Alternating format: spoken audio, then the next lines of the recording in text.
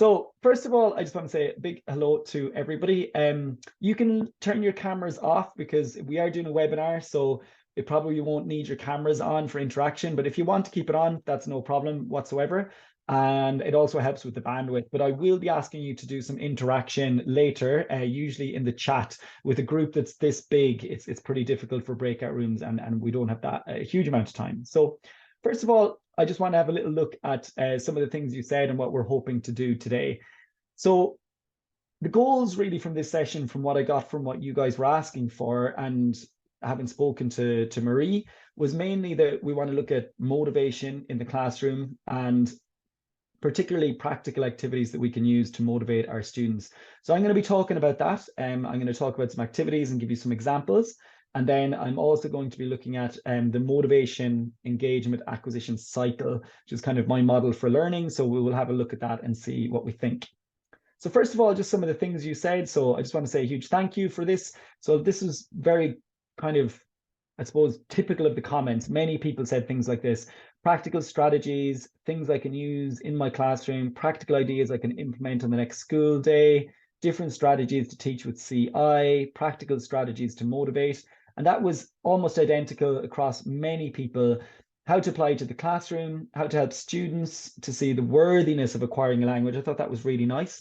And motivating students online. And this person here, the second last comment, I thought was really insightful. So how to get my French 2 high school students jazzed to start the semester in January. Some of them are required to be there and hard to motivate. So I thought that was really, really good, actually.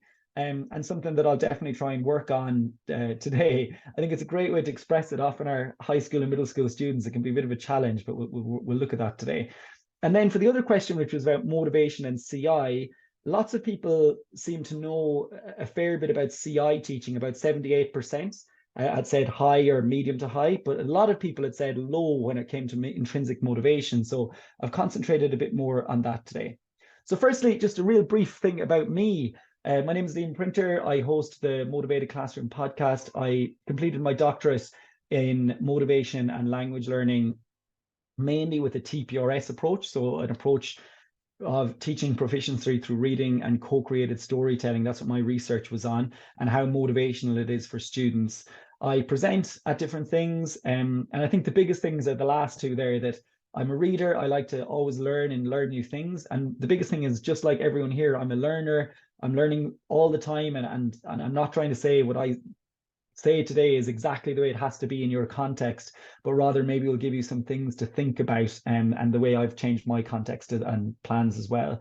So if you want to get in touch, that's my website, liamprinter.com. You can find me on X, which used to be Twitter. And then if you just look up the Motivated Classroom, you'll find me on Instagram, YouTube, and Facebook. So I've got about 113 podcast episodes out there for free at the moment, and please feel free to listen to them. They're about 20 to 30 minutes in length, about motivation in the language classroom. And then my videos are typically about that as well. So that's enough about me. So the first thing I wanted to just talk to you about is basically this, that the research has shown us, sadly, that more and more students are dropping languages, particularly in the UK. I know I'm mainly speaking to US audience here, but in Anglophone context, we're starting to see this become a trend, that when students can, they drop languages and do other things. And what's been found in like a big meta-analysis by Martin Lamb in 2017, plus my own research and other research, is that it's not the only reason, but part of the reason is students find language learning difficult. And mainly they find it difficult because there's too much of a focus on perfect accuracy, the mechanics of the language, the vocabulary and the grammar, rather than just the communication and the enjoyment. And that has been found in the research and is backed up by what we see in the figures of people dropping languages, very sadly. But maybe, just maybe that's why I'm here, there's a different way to do things. So maybe we focus less on examination and more on motivation. Now, like many of you here, I am a teacher of Spanish in a secondary school. I work to a very tight curriculum, the International Baccalaureate curriculum. I have high stakes exams that they're preparing for university. I've got all of those things as well. But maybe there's ways we can tweak our lessons so that we're concentrating less on the exam and more on motivation. And hopefully we'll get something out of that today. So if we look at the current status quo, really, this is about when we look at things like learning long lists of vocabulary, we learn about each part of the language, the mechanics of it. We learn in a very explicit way. This is the present tense, this is the past tense, this is adjective, this is how they agree. Many worksheets and drills and a big focus on precision. But the research would show us that this only works for about 5% of us, and that's us. That's all of us in here right now. We're the ones who it worked for, but the other 95% left school and didn't go on to become fluent in a language. They didn't go on to be proficient. They forgot about it. They left it. They didn't care about it anymore. And so we're not really following the evidence if this is what we do. If we're saying, let's create a linguistics class that's just for the top achievers, the ones who are really into it, we're losing out on how we can impact those other children. And teaching languages matters. In today's world, this is something that really you can improve social justice and equality and equity through the teaching of languages. You're learning about other people who don't look like you, who don't sound like you, who don't act like you, and you're learning to be inclusive and open. So it's hugely important we try and reach more students.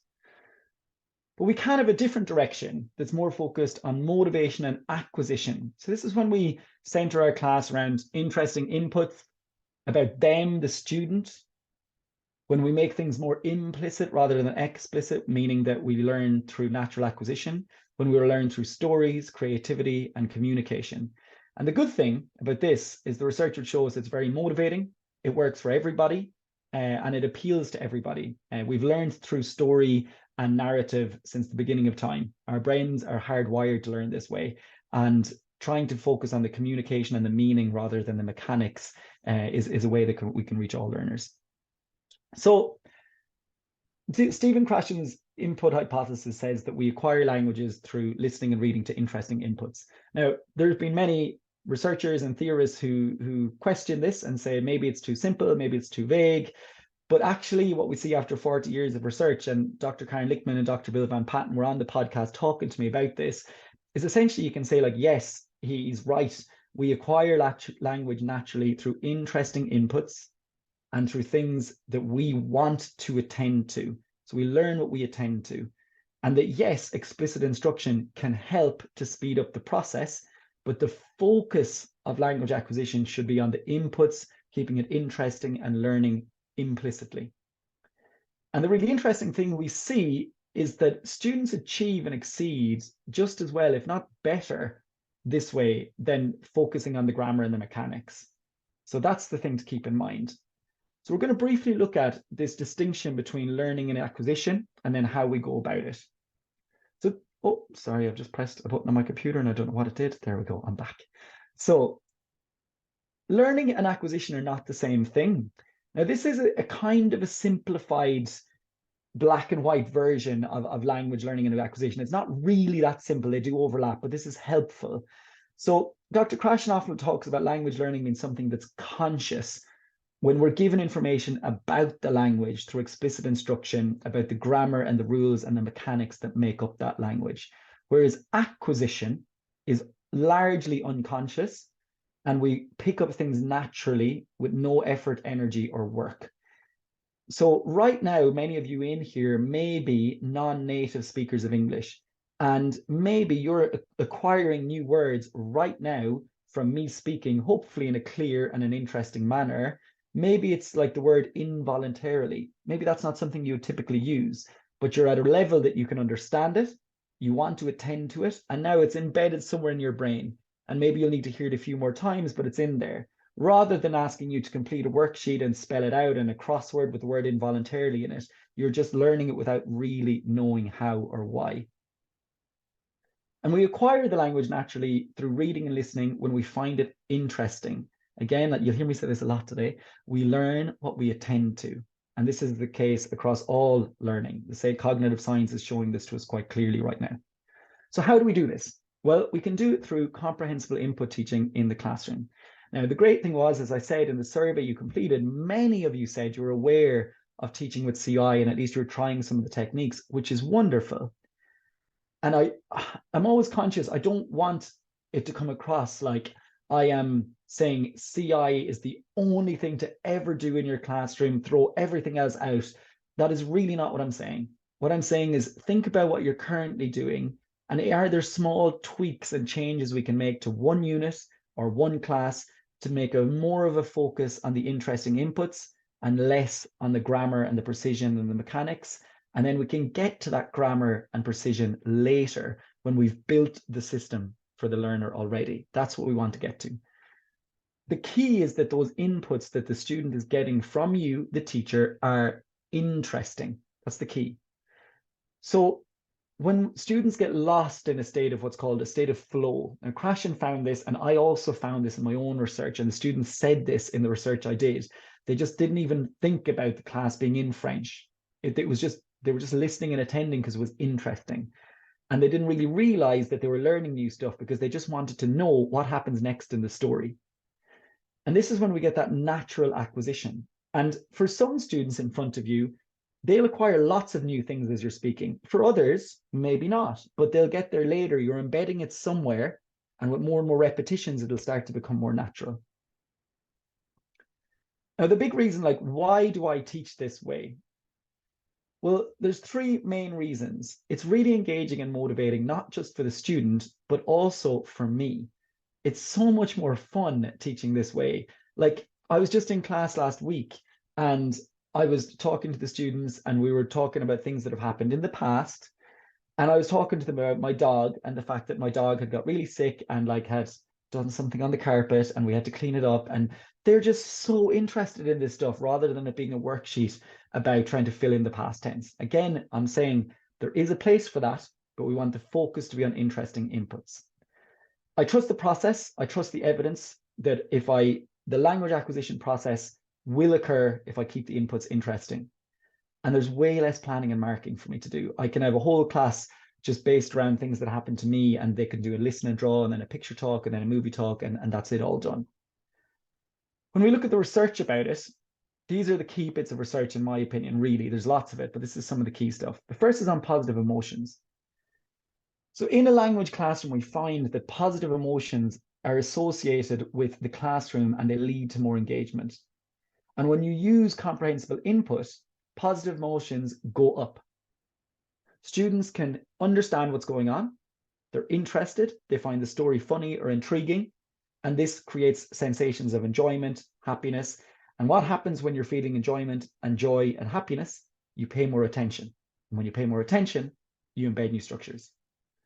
And this is like the research shows us that this paying attention through positive emotions, like Ali Al-Houri, a very esteemed researcher around motivation and language learning, has found that this is actually the determining factor for motivation and then acquisition. But what it also results in is more kids in your classes. So improving students' foreign language learning, it makes more retention of students in courses. They drop the course less, they stay around longer, and they want to continue studying the course if their motivation is higher. I see lots of people taking notes. I will send all of this to you and you can pause it and look back on it. So don't worry about getting everything written down. That's really key. Higher motivation leads to kids going, do you know what? I'm really into physics and chemistry, but this Spanish class is kind of cool. It's fun. I feel like I'm learning. I'm getting somewhere. I'm going to do it for one more year. That's one more year we have for them to be more open to Hispanic culture and people who look different and sound different and more open to a different world and to be more accepting. And that makes a big difference. And so we have an opportunity there and it's important. So now what we're going to do is I want to ask you to get involved in the chat. So this is a weird thing to do, right? He's supposed to be talking to us about motivation. I want you to think about something that has not worked, either a class, an activity, a discussion, something that you hoped would be good that just fell flat. Okay, I'm going to mute myself for about a minute and I want you to just type into the chat. Be brave, be vulnerable. We've all had it, okay?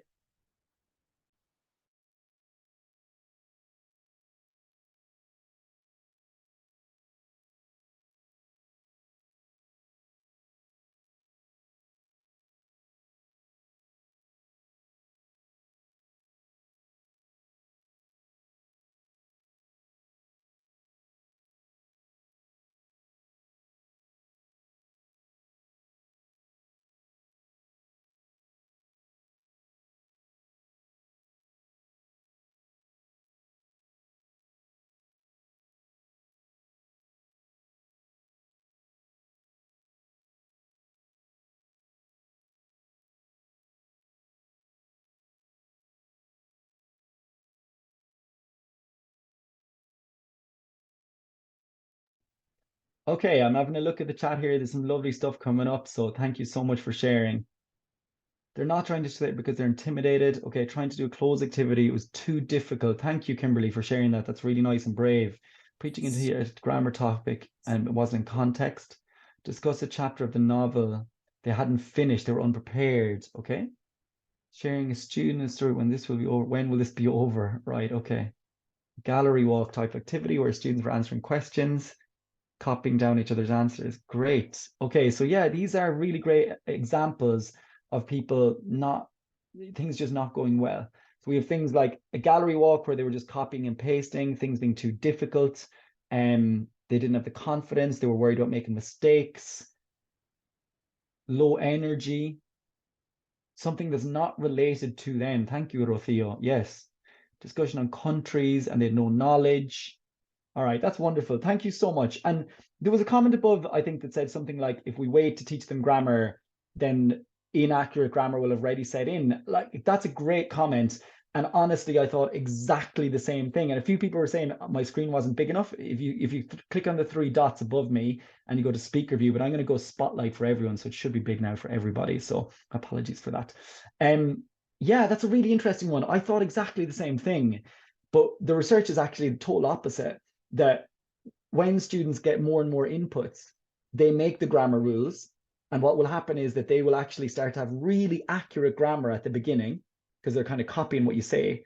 Then their brains make the rules that they think are right. So this is students in English saying things like I goed instead of I went. And they used to say went. And you're like, what's happened? But their brains are making the rule. And then they come down from this curve. You're like, oh man, everything's getting really inaccurate. And it comes back to being more accurate when they get more inputs. And the interesting thing in the research is this happens for every baby in the world. Literally every baby in the world goes through this. It's called the U-shaped curve. Accuracy, awful inaccuracy, accuracy. And what happens in second language acquisition? It mirrors this. So students are doing really accurate stuff at the start because they're essentially copying and you're giving them loads of scaffolds. But then they will go really inaccurate for a while because their brains are making up rules that aren't right. And then they come back out the other side with more input. That's how their brains start to go, oh, I've heard him say went like 50 times. It's not gold, it's I went. So thank you so much for sharing that. I really appreciate it. Now I'm going to ask you to do the total opposite. I would love you to now please share a moment of success. Now I want this to focus on something a student did, okay? So something a student did that you were like, wow, that was great. Maybe it was a question, a comment, a piece of work, something, a discussion, but please go ahead and put it in the chat. I'm going to mute myself and be quiet.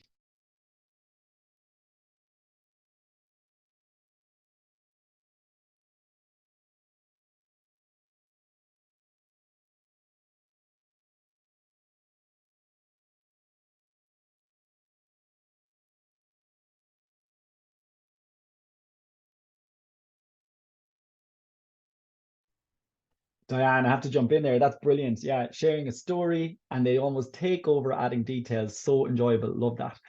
Collaborative work and projects. Passwords at the door. Lovely, Leslie. Students asking readers questions, told me an experience. Wow, these are coming in so fast, I can't keep up. Connections to what someone else said. And then like, very nice. Yeah, so making connections back to what someone else said. Story asking, the student reading off the bingo terms. When a student comes to me and asks for extra, I make the vocabulary visual, listen and draw. Students starting asking for ways to do things.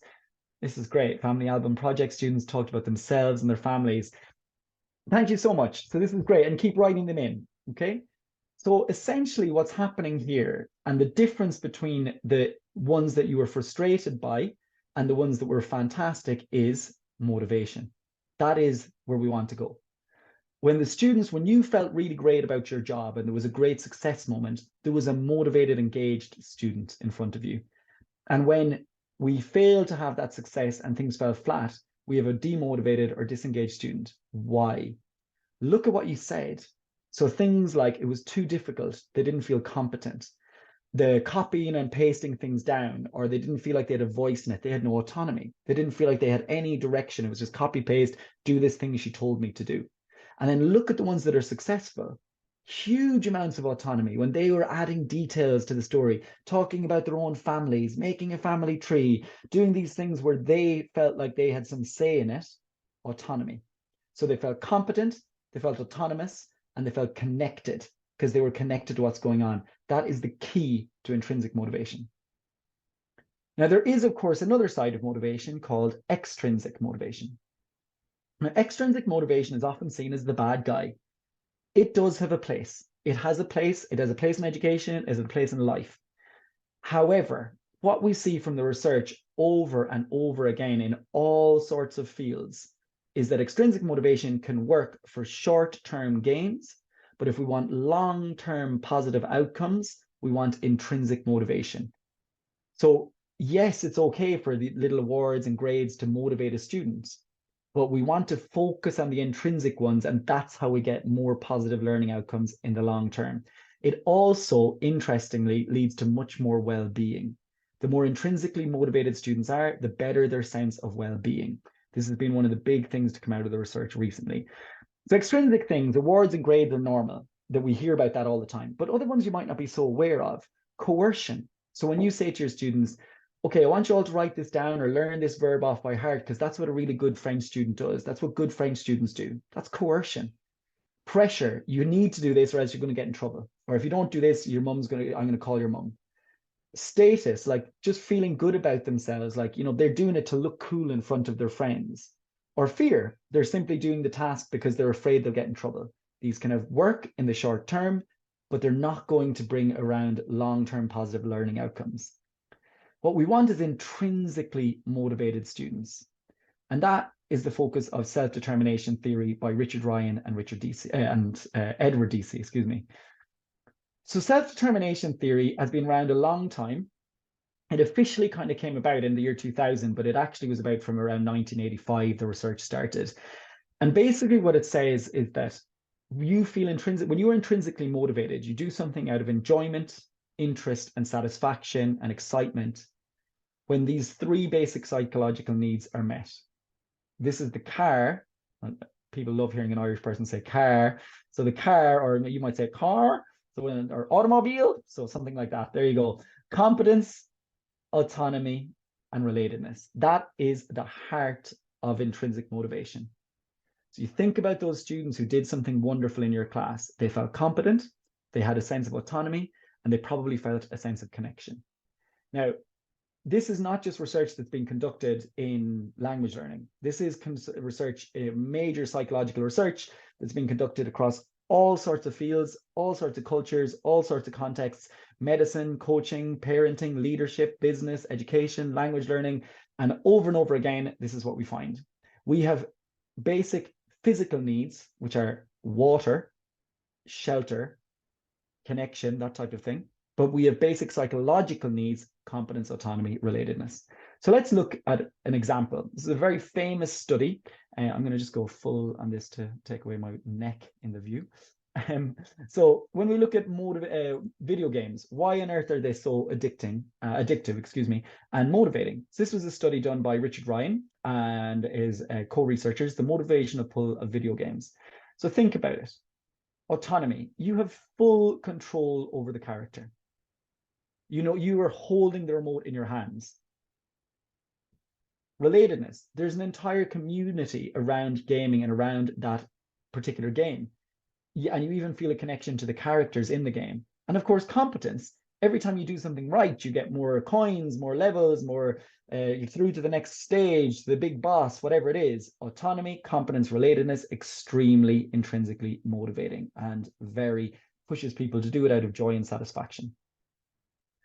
So if we look at competence as the first one, in terms of language learning, what does this look like? So competence in terms of the first one would be, it's a perception about doing well. It's not necessarily doing well. There's a perception that you can do well in the future.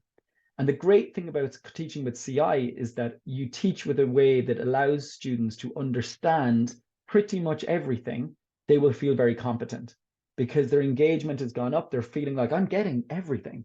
And if you stop and say to them, I've been speaking in Spanish for like 27 minutes. How much are you understanding? Show me on your fingers. And they're like 5. You're like, wow, That's unbelievable. That's so good. They're going to feel super competent about what they can do.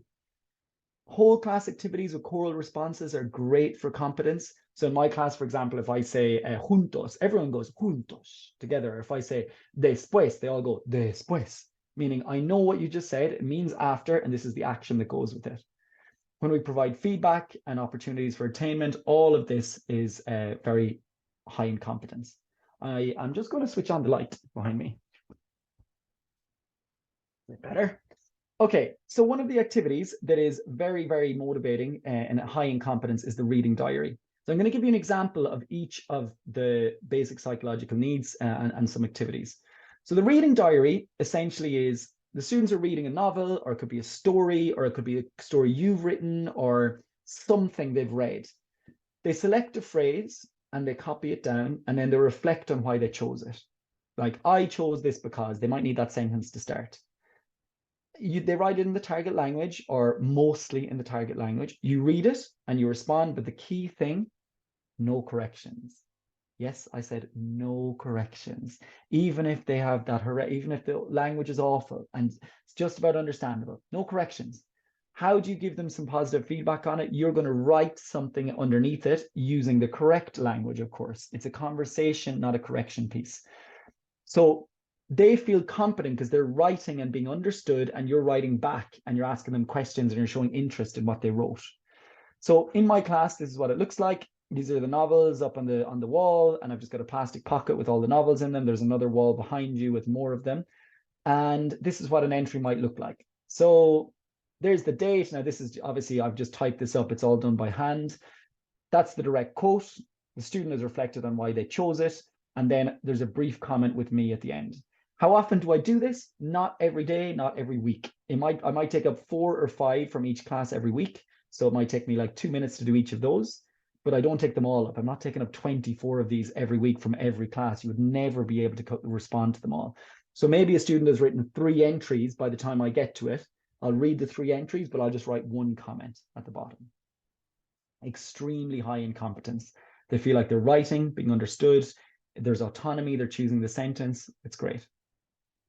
Autonomy is when students have a sense of ownership over the learning. It's when they feel like they have some self-direction. And that's why teaching with things like one-word image, or the invisible characters, or picture talks, where you provide the opportunity for them to give names to the characters, this is highly autonomous because they feel like they're having some direction in the class. Now, the first sentence there provides some choice, is very important. A lot of teachers confuse choice with autonomy. They're not the exact same thing. They help. But if you give students the chance, like if you say, okay, we're going to do this worksheet on this grammar topic, and it's got 63 questions, and I want you to fill it in. You can use a black pen or a blue pen, or you can do the first 20 questions like this and the second 20 questions like this.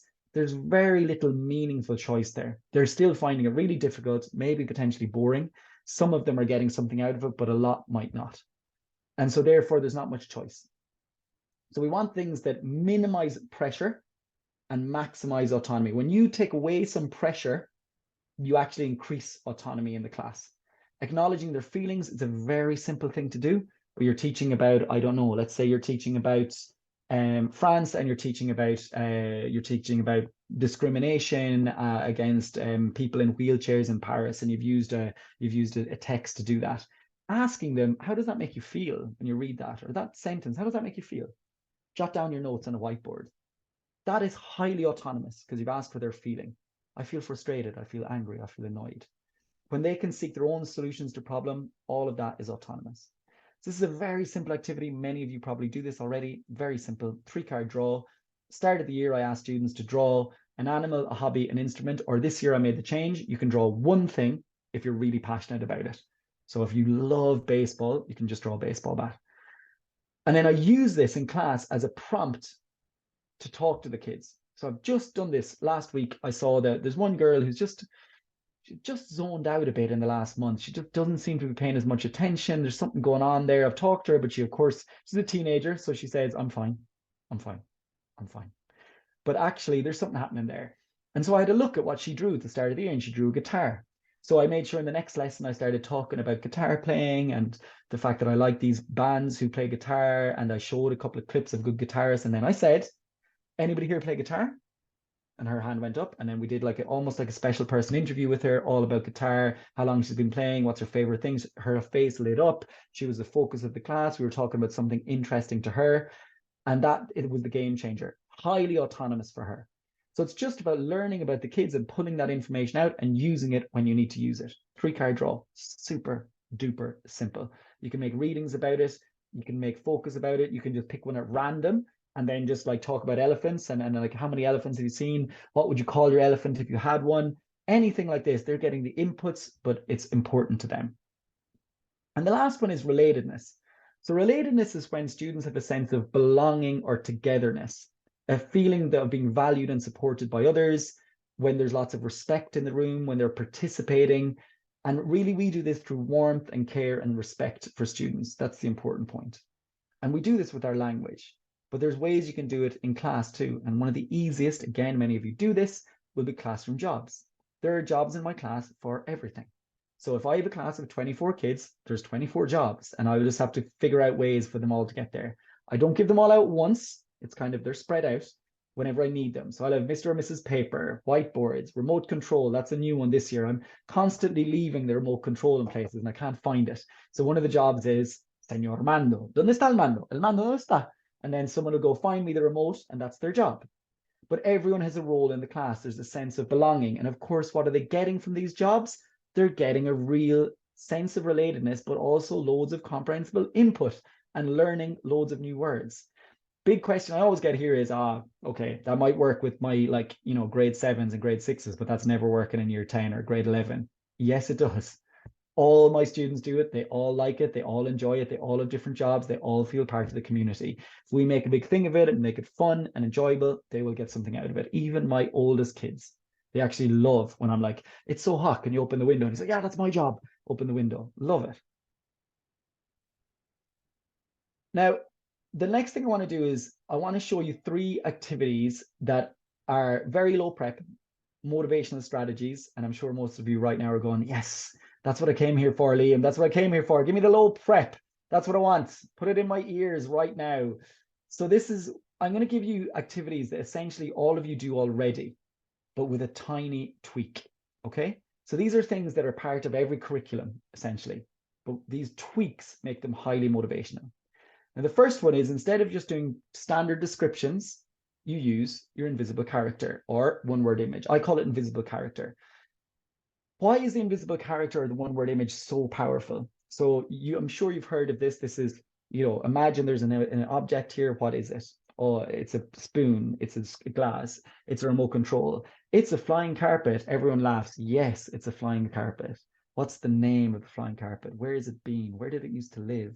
How long has it been excited for and sad for? Why is it crying? You just go and go and go, and you get their ideas. So it's highly autonomous because it's come from them. We co-create it as a class, builds loads of relatedness, builds bonds to the characters, relatedness. They can understand everything. They can draw it, describe it, retell everything we've done.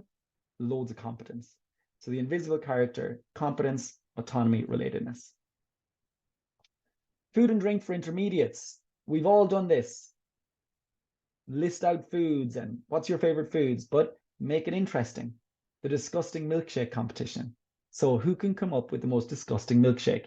Here's a list of vegetables. Here's a list of carbs. And here's a list of liquids. Who can make the most disgusting one? Only 4 or 5 in each list, not like 50, like 4 or 5 key things. Put them out, draw it, and then they have to sell it. Put them around the class like they're selling it to each other. And they'll get so much from this. Relatedness, learning about each other, autonomy, because it's their own, and they can draw and retell it. That's really high in competence. So they're just like, oh, like this is disgusting, and they're selling it to each other. The disgusting milkshake, super easy, and they love it. Social justice themes, which are advanced classes. So you'll have things like equality, environment, sports. My students, they each are a minister for a department of my country, which I call Españolan. So they are the government minister for sport or for equality, and they pick these at the start. How do I pick the ministries or the government departments? They're from the core themes of the International Baccalaureate, the diploma, and they pick one of these. They then select resources, and every 2 weeks we have a meeting together and they show me the resource that they've brought to class. We vote on which one is most interesting and we'll use it. So they're part of my government, it's relatedness. They become experts in that area, loads of competence. They pick the resources and bring them in and sell them to us as to why they're so interesting. Because of course, if theirs is chosen, they have no homework and they feel very autonomous with this. Here's an article about equality. Here's this article about, like children's rights in Peru, and we look at them and we decide on which one. Now, I know I'm at 35 minutes, so this last bit might be a little bit fast, but I think it will be okay. So our destination is acquisition. Now, the important thing to remember is, how are we getting there? Are we getting to acquisition through rote learning and maybe potentially activities that are dreary or boring to students? Or can we get there with things that are interesting to them? And this is a really important point. Many people go, I just need to motivate my kids. And when I do that, then they'll do well. But actually flip it on its head. When people feel a sense of achievement, that's when they start to feel motivated. That's the competence piece. So make them to feel like they're doing well, and then they're going to feel it better and feel like that they can do it. So this is this motivation acquisition cycle. I'm going to go full screen for this. So I came up with this last year and it's been really well received. So we put relatedness, autonomy, and competence is the center of everything we do. We plan our lessons around those psychological needs. And what happens? They feel achievement. They feel like they can do it. That's the car that drives things forward. And once they feel a sense of achievement, they start to feel really motivated. They can understand things, they can follow, so they start to feel motivation. They're intrinsically motivated through interest and enjoyment. They get positive emotions. So there's positive emotions now like happiness and joy and excitement. What does that lead to? Loads of engagement. They're engaged cognitively, they're engaged emotionally, they're really paying attention. And when that happens, they acquire new words with no effort because they're listening intently. And now they feel a sense of achievement because they're listening and they're learning new words without even realizing. Now they feel motivation, and you're in this beautiful cycle of acquisition and motivation. Now, a brief look at motivation or engagement. Those positive emotions lead to engagement, and the research would show us that the link between motivation and engagement is really established. And there's this new level now of agentic engagement in the research, which is when students provide information in a positive way to drive things forward. And of course, that's highly autonomous. They want to give the name. They want to tell you about that thing that happened to them. The less you force them to speak, the more they want to speak. And that is the key point. That's agentic engagement. And it's actually a level above other engagement. When that starts to happen, it's like everything is going well and they're taking in loads of new stuff. We learn what we attend to. And the one thing that many language acquisition researchers say is a fact is that most of language learning is implicit. So most language learning is happening without us realizing it, both in the class, out of the class. So if most language learning is implicit, the engagement piece becomes even more important. And how do we engage them? Motivation leads to positive emotions, leads to engagement. And when we have that engagement, what do we get? We get the acquisition. And when you get the acquisition, you get the achievement. When you have the achievement, you feel motivated. Once you get students into that cycle, it's a joyous and amazing thing. And if you feel like you're going out of that cycle and things are not going well, it's probably because lessons are not meeting the core. And the core is competence, autonomy, relatedness. I feel it. When I feel like they've dropped out of that cycle, it's usually because I'm too focused on the test or the exam or something, and I've given them less autonomy for 3 or 4 lessons in a row. They now to start to zone out. Now there's less positive emotions. Now there's less engagement. Now there's less acquisition. Now there's less motivation. Quick, increase the autonomy, increase the relatedness, increase the competence. Everything goes up. And that's the key to it. So my final thoughts. Plan your lessons for competence, autonomy, relatedness. What are you doing on tomorrow? Not tomorrow, tomorrow's Sunday. What are you doing on Monday? What lesson are you planning? Is there any autonomy? If there's not, can you slightly tweak it or change it to get their ideas? Or they have some ownership. They're going to feel more autonomous. How can we make them feel more competent? How can we give more connection? More inputs, less drills. The more inputs we provide, it's more interesting to them. That's the car that drives things forward. Engagement leads to acquisition. And when we have that, we get it. When we focus on those core needs, we get achievement, and that leads to acquisition. So now you can find me here, Motivated Classroom Podcast. Thank you so much for listening. I'm going to look at your questions on the chat now and see what we've got. And as I said earlier, unfortunately today, I really have to shoot off at exactly the time. Oh, I think there's, excuse me. I'm looking at some of the questions here. So if I don't get to the questions, I'll stop in 5 minutes because I hate taking teachers' time when I've said it's going to be 45 minutes. It's not going to be 46. I've been in those sessions when they're like, this will take 50 minutes and you're there in an hour and a half and you're like, oh, I have to pick up my kids. Just leave after 45 minutes, okay? Please be good to yourself. Most important. When this is done, if I don't get to all the questions, I will record a separate little recording to the questions and I'll send it out as a screencast and you can watch it. So what job is Mr. or Mrs. Motivation? Great question. So basically, Leslie, when things are going a little bit down or I ask a response from students and I say this way, and they go, this way. You know, they're like, oh, we're 14 years old. Like, I'm just, then I'll be like, whoa, Mr. Motivator, what's going on here? And then they'll stand up and turn around and be like, hey, motivación, motivación. And it just gets everyone laughing and smiling and they think, okay, I'll pay attention. This is kind of fun. Or I have an idea from Yannick van der Stokken, the supporters. I love the way she says it in Dutch. It's supporters or something like that. It's amazing in Dutch. It's so nice. And so what she does is that's a different person every day. And you sit down on your seat. And if there's the little card in front of you that says supporter, you're a supporter that day. So if somebody does something good, Leslie's just asked me a great question. I might look and be like supporters and they'll jump up and be like, oh, nice, Leslie. Good question. Good question. And then they sit down. Really nice idea for competence. Dennis, or maybe it's Denny, but I think it's Dennis. What do you do when they stop enjoying the jobs? Great question. Yeah. So mine have the same jobs the whole way through the year. And you're right. Like one of them right now, the guy for the window, he's getting a bit like, can someone else do this? Basically, Dennis, I just say to them, no, like you're part of Espanol land, you're part of this country. It's really important, and I need help with this. I need you to do this till the end of the year. And it might be a little conversation with them later to go, look, are you okay? It's like, oh, I'm just sick of doing this job. Like I always have to open the window and go, look, I really want you to get something out of the class, but if I'm opening windows and doors and giving out stuff, we don't have enough time. I need your help. Can you help me out with it? And then they're a bit more like, okay, I'll help you. Yeah, okay. Is the invisible character the same as a one-word image? Yes, it is. They are essentially exactly the same thing. I just call it the invisible character because sometimes it doesn't come from like one word. It comes from other things. Okay. Is there any other questions? I'm just trying to look up here.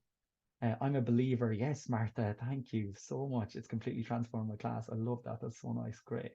I've seen the results and I'm a firm believer. Love it. It's very difficult for teachers to believe in this approach. Wow. Marcella, thank you for that. Marcella, if you're questioning it, that's great. Like one of the big things about these presentations is for people to question and to go, actually, not sure about that. But hopefully it's made you think about something. Now, if you don't believe in it, no problem. Try it one thing. Try and make something more autonomous and see what happens in your class. Just have a look and see.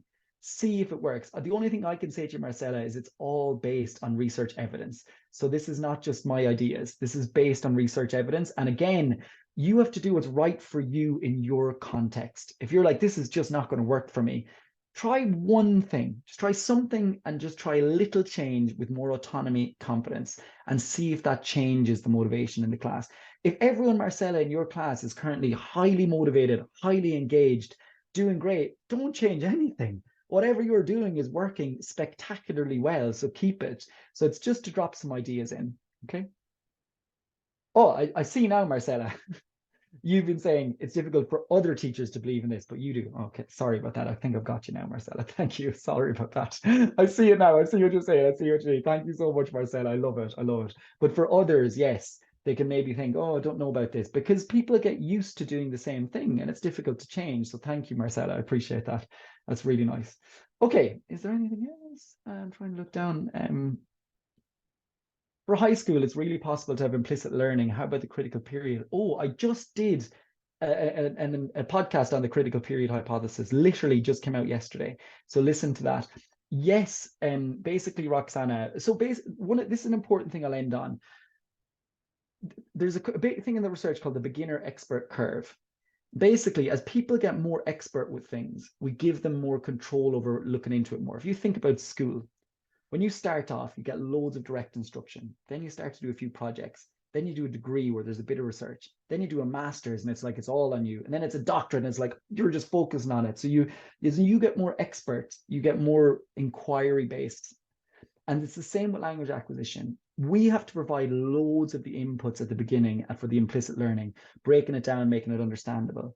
But as they get more expert in that journey, they can start to get the inputs from different places and they'll be implicitly learning things. But also, as they've built the system and they've had 2 or 3 years of Spanish and they can really understand a lot, now we can start to point out the grammatical aspects in the input. So look at the way this sounds, look at the way this sounds. That's because that's subjunctive and that's not. And we're going to look at this, but we're going to recognize it a lot first in the reading, and then we're going to look at it. So you give them loads of inputs, exposure to these different ways. Then you start to point out to them the differences and the noticing. So as they get better at the language and older, you can start to point out more things and do a bit more explicit instruction around the grammatical aspects. Because they've heard, for example, in Spanish, yo fui, yo he ido, I went, I have been, millions of times in my class. And now I can start to point out the intricacies of where we use one and the other. And now they're on it because they understand it. They're like, oh yeah, right, that makes sense because you use fui when you're talking about yesterday, but he ido was this morning.